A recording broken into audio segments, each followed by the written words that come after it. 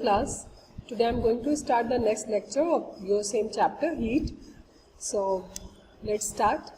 The topics we are going to discuss in this lecture are unit of heat, type of heat transfer, conduction, good conductor, bad conductor, and practical application of good and bad conductors. These are some topics that we are going to discuss about in this chapter.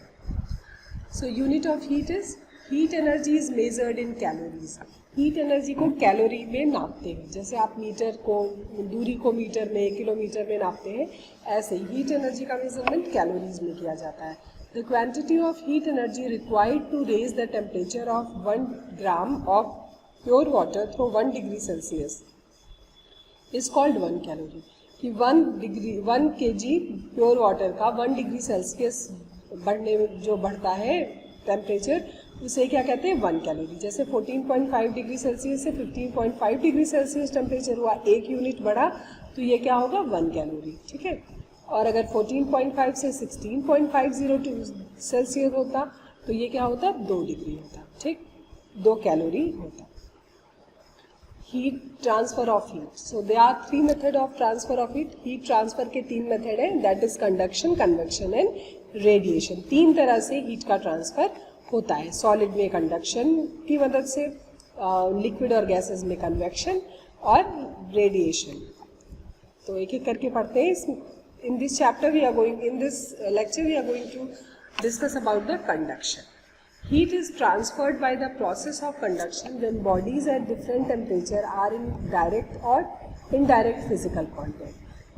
Heat दो object में तब तक transfer होता है जब तक कि दोनों का टेम्परेचर सेम ना हो जाए. और किधर से होता है? हमेशा ज़्यादा से कम की ओर. और होता कब है? जब दो बॉडीज एक दूसरे के डायरेक्ट कांटेक्ट में आए या कभी कभी इनडायरेक्ट कांटेक्ट में रहते हैं तो भी होता है. Conduction is a process of transfer of heat from the hotter end to the colder end, from particle of the medium. Conduction में जो heat का ट्रांसफ़र होता है वो हमेशा हॉट से, जो ज़्यादा गर्म है, उससे कम की ओर होता है. और फ्रॉम पार्टिकल टू पार्टिकल, और एक पार्टिकल से दूसरे पार्टिकल. आपको बताया था कि सॉलिड में जो मॉलिक्यूल्स होते हैं वो बहुत टाइटली पैक होते हैं, बहुत पास होते हैं. तो वो जब एक पार्टिकल हीट हो जाता है तो वो अपने हीट बगल वाले पार्टिकल को ट्रांसफ़र कर देता है.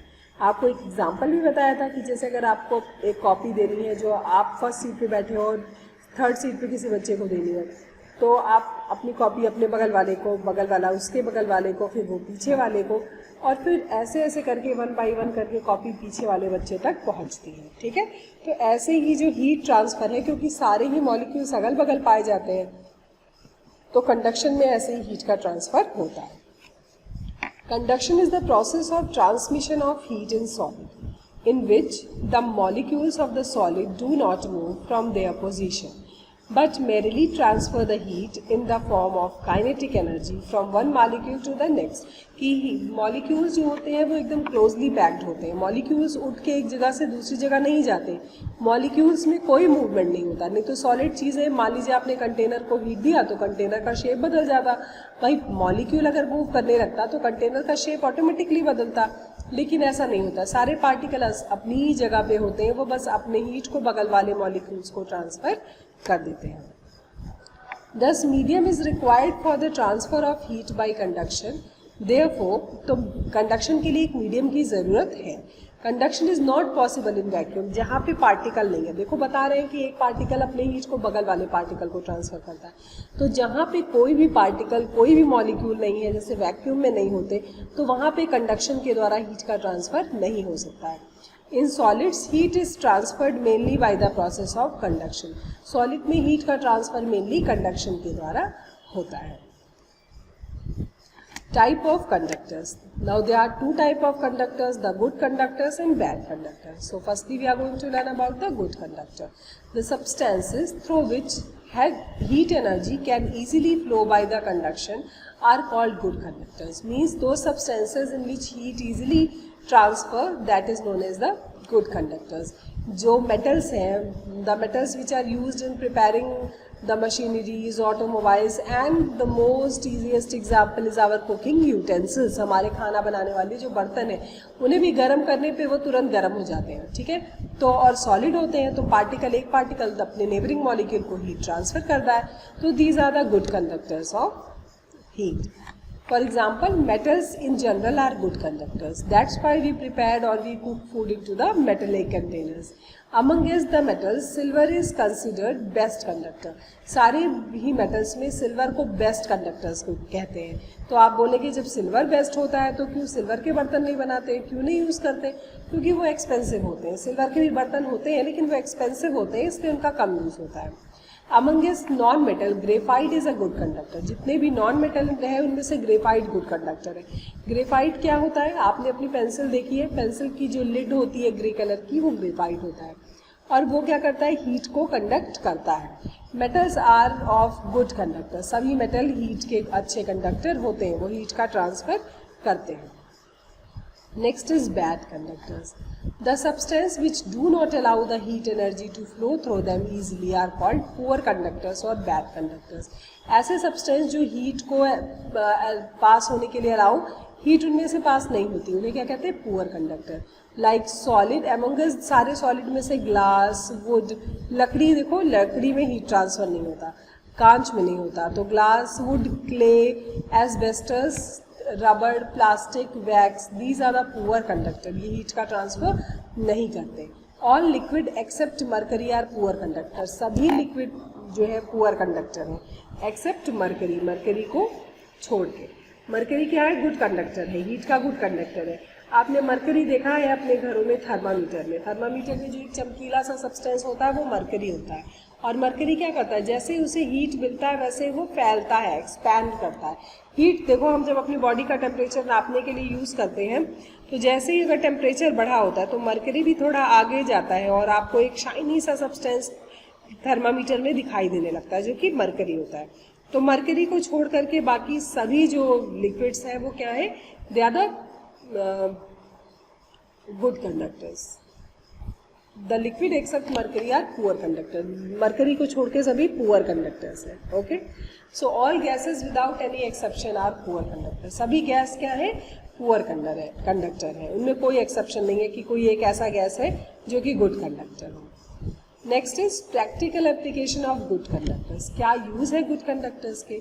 Copper tubing is use in the automobile radiators. Automobile में कॉपर देखा ना आपने, वायर जिसके तार बनता है, ट्यूब बनाई जाती है. As it readily takes up heat from the hot water coming from the side of engine.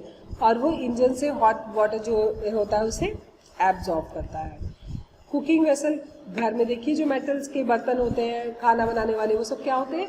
वो सब मेटल के बने होते हैं, ठीक है. So they can readily absorb heat energy. इसीलिए वो हीट एनर्जी को एब्जॉर्ब करते हैं और फिर हीट को खाने में ट्रांसफ़र करते हैं और हम आसानी से खाने को पका पाते हैं.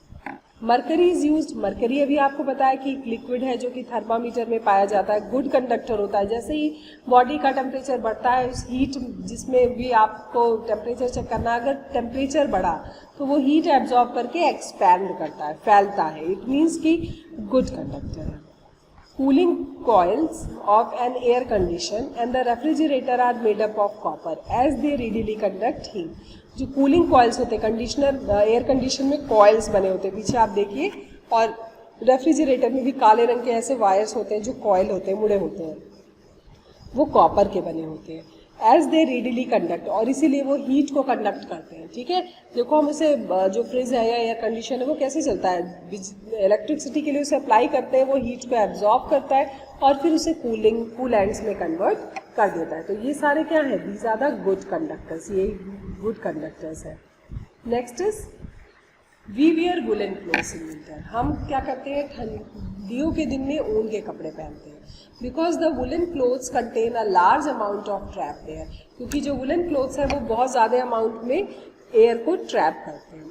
Since air is a bad conductor of heat, तो एयर बैड कंडक्टर है हीट का. It does not allow the body heat. तो वो एयर बैड कंडक्टर है, मीन्स वो हीट को ट्रांसफ़र नहीं होने देता. तो अंदर का जो हीट है बॉडी का, उसको वो बाहर नहीं जाने देता. हम सर्दियों में देखो हम दो दो स्वेटर पहनते हैं। दो स्वेटर पहनने से क्या फ़ायदा होता है कि दोनों स्वेटर के बीच में एयर की एक लेयर बन जाती है। अब जो लेयर बनती है वो इंसुलेटर का काम करती है, मतलब ना बाहर के ठंडे एयर को अंदर आने देती है और ना अंदर के हॉट टेम्परेचर को बाहर जाने देती है, जिससे बॉडी का टेम्परेचर वार्म बना रहता है। As our body stop losing heat, तो जब इंसुलेटर लगा होता है हीट बाहर ही नहीं जा पाता है, तो हमारा बॉडी वार्म फील करता है। So this lecture is completed. Next lecture में हम आपको कन्वेक्शन एंड रेडिएशन पढ़ाएंगे। I hope this is very simple chapter, आपको सब कुछ क्लियर हो गया होगा। So keep learning, happy learning and thank you.